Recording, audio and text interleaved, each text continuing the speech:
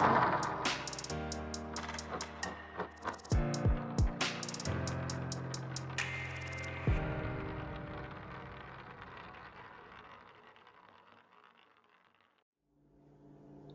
alaikum. So dhawaada walaalayaal. Welcome back to little bit of everything kaytoon yare. Maanta waxaan rabaa inaan sameeyo ilmaha quraacdooda. Waxa weeye waa omelet cheese omelet. Waa muffin cheese omelet aan sameynoya. Inshallah. So today I will be doing muffin omelet cheese, feta cheese omelet muffin. Yes, that's the name. Feta cheese omelet muffin. So marka waxaan ka sameynaynaa halkan waxaan ku haystaa adigu about 4 big slices of stale bread. Waxa waaye rooti raagay iyo rootigaan jarjaray kan unbaa xoogaa jilaaca asaga xabad ku daray. Like waa rooti raagay ayaan jarjaray. Halkan waxaan ku haystaa half a cup of feta cheese. Halkan waxaan ku haystaa qaado flaxseeds iyo hemp seeds, 1 tablespoon of that.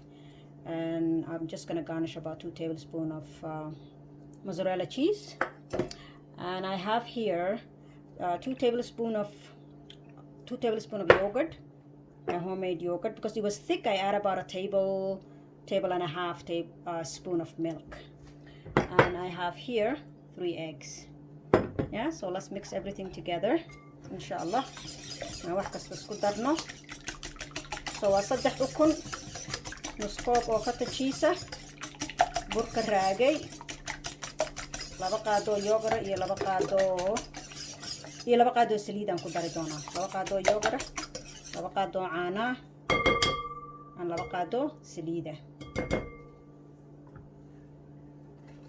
So rooti, oops, no, I didn't mean to do that. Sorry.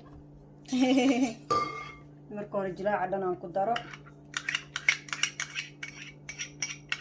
Markaan ku darsado.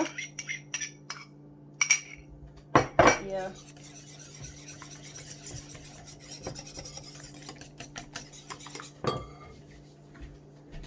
Avocado olive oil, 2 tablespoons of olive oil.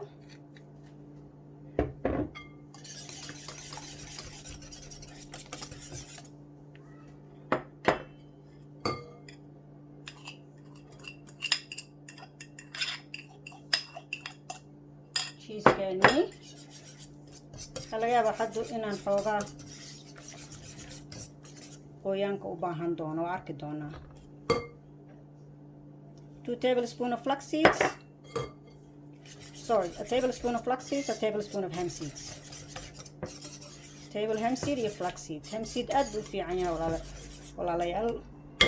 Waa la socotiin, flax seedna waad ogtihiinba. aad u weyn u fiican yahay.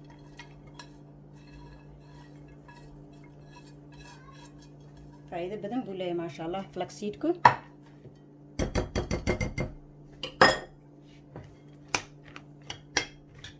So the oven is preheated to 350 or 75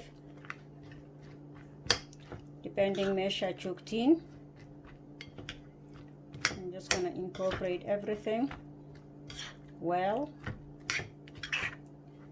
Inda qaado weyn inaan qaato weeye.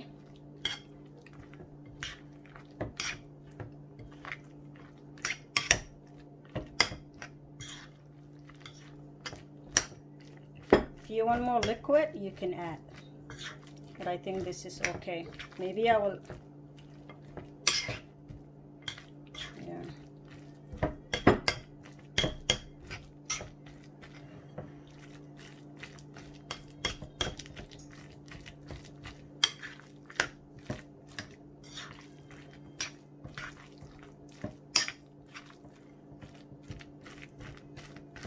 You could add spinach if you like. You can add parsley. Parsley baa ku darsan kartiin. Spinach baa lagu dari karaa.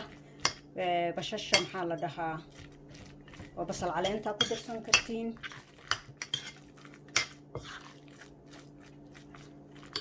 kasa hadda waa kana geedkan baan saliidii soo marsaday isagaan ku ridaaya ya waa kasa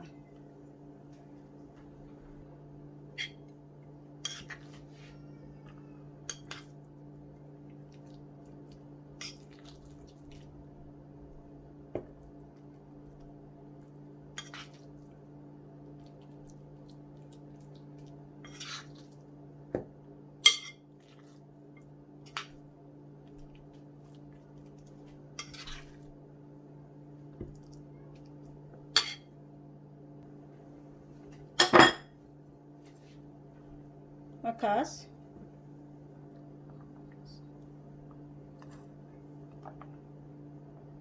wuxuu noo noqday 11.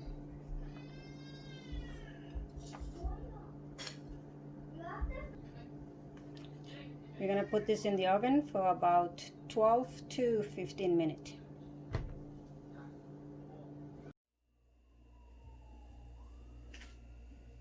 diyaar waaye quraacdeennii.